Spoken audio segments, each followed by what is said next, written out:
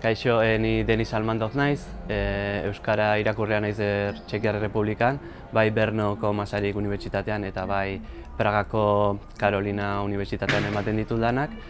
Eta, bueno, Brnon 4 irakasgai dauzkat, Euskal Literatura, Zinema, Kultura eta Euskara, eta Pragan aurten hasi gara Euskara irakasgaiarekin. Brnon egon bizitzen ja lehengo urtetik, ja irakaskuntzan ari nintzen bai ingeleseko klaseak ematen eta bai gaztelaniako klaseak ematen.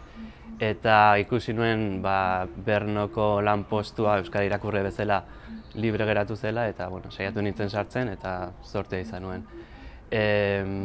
Gero hango unibertsitateko jendea ere ezagutu nuen eta animo gehiago eman zidan han euskarako klaseak ematera. Beti izan dut euskara oso gogoko eta atzerrian ematea euskara oraindik eta motibagarriagoa da.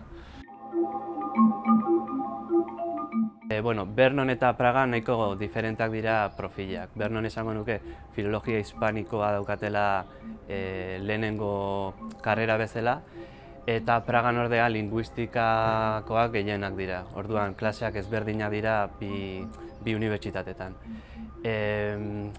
Gero badaude beste arlotako ikasleak ere bai ekonomia ikasten dutenak, matematika, baina horiek gutxiengoak dira.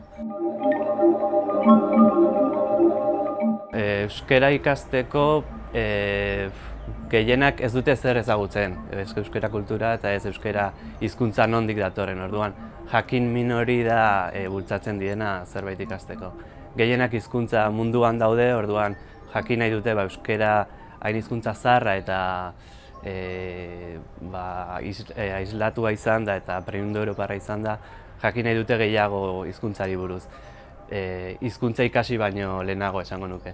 Eta Pragan nola linguistika aldetik dijoazten, gehiago estruktura, gramatika aldetik, hortik dijoaz kuriositate handiago hortik dute.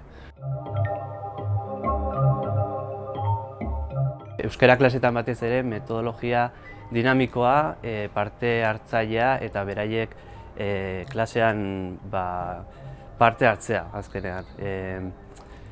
Ez da oso pisutsuan ere klasea, azkenean saiatzen naiz beraiek gustora sentitzea eta interesa piztea gero euskara aurrerago jarraitzeko euskara ikasten.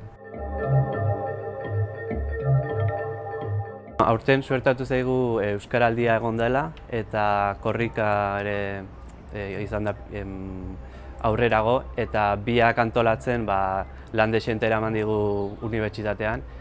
Eta, hainbat ekintza eta egintea suertatu zaigu, bai musikari batzuk eman genituen, bi hitzaldi eman genituen, filme batzuk jarri genituen, eta saiatu gara unibertsitate osoan zabaltzen eta oihartzun handiena izatea, jendeak hurbildu dadin gauza parte hartzera eta involukratzera.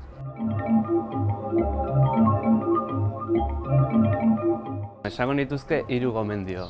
Batetik esango nuke klaseak ondo prestatzeko. Azkenean unibertsitate maila da eta ikasleek eskatzen dute maila altu bat irakaslearen partetik, orduan klaseak ondo prestatzea lehenik.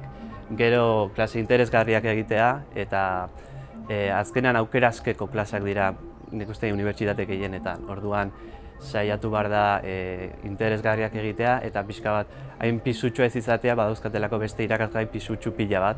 Orduan beraiek diferente sentitzea zuen klase hauetan eta azkenik esango nuke interesa piztea, sartu baino lehen daukaten interesa baino gehiago izatea ateratzen direnean jarraitzeko lanean euskararen munduan.